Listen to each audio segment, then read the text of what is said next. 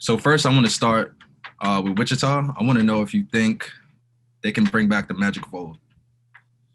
So funny you say that. I am as down on Wichita as I've been in a long time.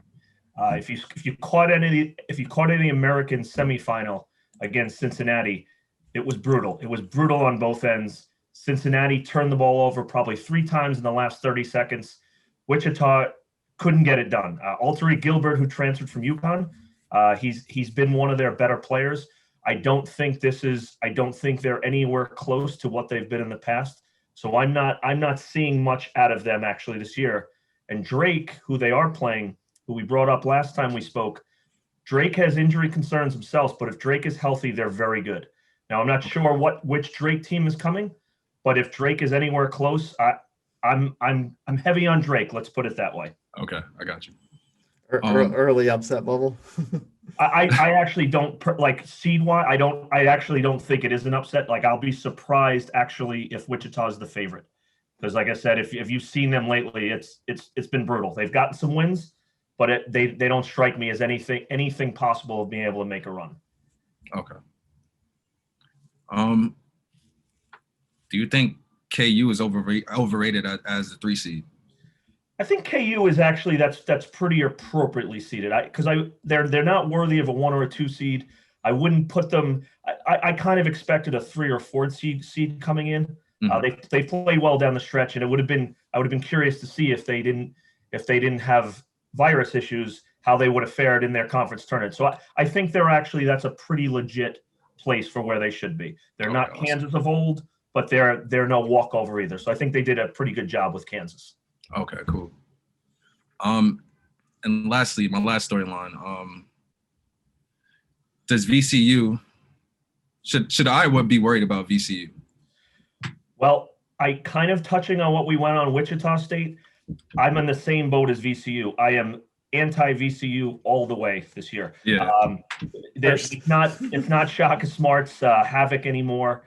Same thing. If you saw them against the Bonnies today in the A10 conference championship, it was clear St. Bonaventure was a better team. And I think on that same token, Oregon as a 7, I think Oregon almost got helped by losing to Oregon State. And what I mean by that is, like, they're kind of under the radar now because they didn't win the conference tournament. Prior to that, Oregon had been rolling. So I actually think Iowa has a huge concern with Oregon if Oregon wins that first round match. And I actually think Oregon will beat Iowa in that second round. So that would be one of my big upsets early in the tournament. That's a huge one. Call your shot early.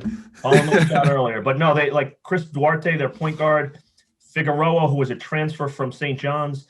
You could see minus, like I said, in conference tournaments, you can't teams. There's no correlation if like Oregon lost in the semifinals. There's no correlation that means they'll play poorly in the tourney. So I'm basing what I've seen out of Oregon the last 4 weeks, and they have the potential to make a run here. So we're going Ducks. So in the South, we're going to play a clip from the last time you joined us right now. And we were talking about who could potentially scare Gonzaga and Baylor. And you said a potential nightmare matchup for Baylor was Villanova because of their proficiency shooting threes. And little do we have a potential Sweet 16 matchup, Baylor against Villanova. Let's play the clip right now and refresh our audience's memories. We talk about Baylor on the same token. So Nova is not as good as the couple tournament teams. You know, it's easy for us the last few years. Oh, Nova, but their upside is pretty high. So they lose to St. John's, who's put a nice second half together, tenacious on D. Then they come out against Marquette the other night and are basically a 1-possession game until halftime, and they hit about 10 threes in 11 possessions. So Gonzaga. Baylor. It's interesting. If I'm Baylor, Nova's the team I don't want to play because I feel like you have to shoot the three against Baylor. If you try to go in the paint and play with them, they'll turn you over 1,000 times. So Nova, again, it's not a huge upset because they're on the 1-2 line, but they pose a threat to Baylor from that. I think you're going to have to shoot from 3 and don't play to Baylor's strength. They'll turn you over 100 times. Well, the Villanova team that we spoke about, this is kind of par for the course with the COVID season and all the uncertainty. So just as we thought Villanova would be a very tough matchup for a top team, Gillespie, the point guard, went out right before the end of the season, and it's clear as day they are not the same team right now. They're facing Winthrop as a 12 seed. Villanova got no favors there, so I actually don't think Villanova is going to get past that first round. It's not that Villanova does not have talent, but like any team, you lose the point guard. He's their emotional, he's their leader in every which way, and it was very clear against Georgetown and when they lost in the Big East tournament. This is, unfortunately for them, not the same team. So, I mean, Jay Wright obviously is an excellent coach, and I'm sure they'll game plan. But we're gonna have to scrap that original Villanova thought because they're coming in wounded, unfortunately for them. So you're high on one loss Winthrop pulling that 12-5. Like, I wondered what they do with Villanova, and I thought a 5 was. I think it's pretty appropriate because they usually seed. They'll never take a team out of the tournament with losing a player, but Villanova, who would have been probably a 3 seed prior, I think they did a good job putting them in an appropriate place. But Winthrop is by no means a team they want to play in that first round. So it's trouble city for Jay Wright right now. Speaking of upset, watching the South bracket, do you think Texas Tech should be on edge against Utah State? Okay, so that's a very good matchup, both excellent defensively. I don't know if you've been able to see Keita from Utah State. He's a monster in the paint. Huge presence. I think he had 7 blocks in the conference semifinal the other night. It was an unbelievable performance. But they're not last year where they went into the tournament. They were great offensively. They're not nearly as proficient. So that will not be an easy game. But I'm always confident in Texas Tech. They seem to get the job done. So I think that's an interesting matchup. But I do think Texas Tech will grind that one out. Moving on to the Midwest now. Syracuse is a bit of a bubble team. Do you think they don't really deserve this bid? Is San Diego State kind of just going to overpower them and run away, or are they a legit Boeheim of old threat? So I was pretty down on Syracuse all year, but if you've seen them, I must say, like, if you've seen them the last 3-4 weeks, it's actually Boeheim's son.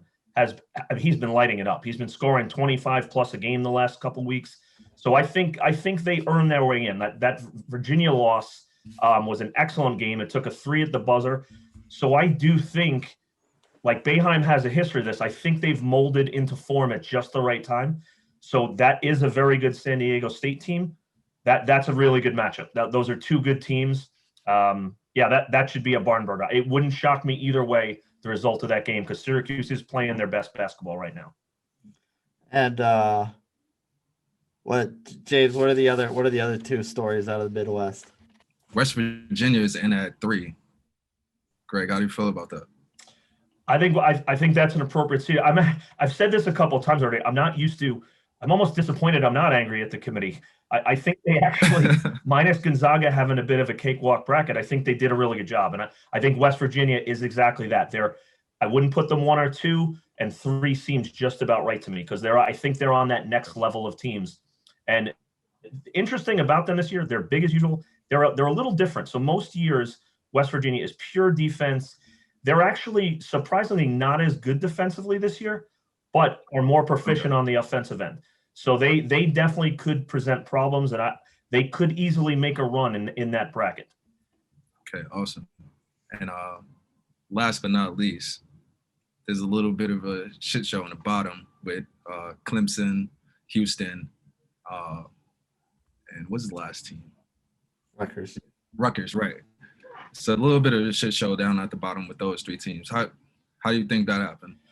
That to me, first glance, like that bottom of that bracket, that seems kind of weak. Now, Houston is actually pretty darn good. They brought in, if you followed them at all this year, they're transfer heavy. Quentin Grimes, who was a McDonald's All-American at Kansas, wasn't a bad player there, just never fully developed. And I think it changed over to Houston. So he was their best player. DeJon Jarreau came over from UMass. He's been a huge factor. So even most of the metrics, they're pretty solid. Now, I wouldn't say they're unbeatable by any means. And I think the American was weaker than usual. So I think like you just touched on West Virginia, like I would take West Virginia in that matchup personally. Clemson, Rutgers at the bottom there. Again, I don't see that as the strongest, and I think this is I've rooted for Rutgers the last few years, and I just wish Rutgers last year was playing in this bracket. Yeah. They're still a good team, but they seem to really struggle, especially away from home. So I don't know how much faith I have them in a neutral court, not at the rack. So you are correct. That seems to be a weak bottom of that bracket. So I think San Diego, Syracuse, and West Virginia, I would take one of those three at the top part of that to get out of there, to go to the Elite Eight. Okay, awesome. So we transition to the final region. That's like I hinted a little bit at the top. Michigan's kind of seems like the odd man out of the number one seeds, and they get set up with another buzzsaw second round matchup against the winner of LSU and the Bonnies. Is that another one? Is that something we should be on upset alert for Michigan going down in the second round? 100%. And the reason is, of course, it will be an upset seed wise. LSU and St. Bonaventures are very good. They both are. So I was surprised. It's like LSU today it was a phenomenal game against Alabama in the SEC final. They compete. They bring it. Like they really are aggressive. And St. Bonnie's, to me, watching that A10 final, they're guard oriented. They're in control. They don't have many useless possessions. So yes, I do think that is a huge upset potential there. And especially with the health of Livers with Michigan, that's a huge loss if he's not able to play. We don't know that yet. But even full strength, they will have their hands full with whoever wins that matchup between LSU and the Bonnies. Okay, awesome. Do you think someone near and dear to all our hearts as Knicks fans, Georgetown's coming in a little hot? Do you think Patrick can lead the Hoyas to a 5-12 classic 5-12 upset? I don't like admitting I'm wrong, but I kept thinking Georgetown. Again, I love Ewing. I love Georgetown. I didn't think they were going to keep rolling, and they absolutely smacked Creighton around, who's a very good team.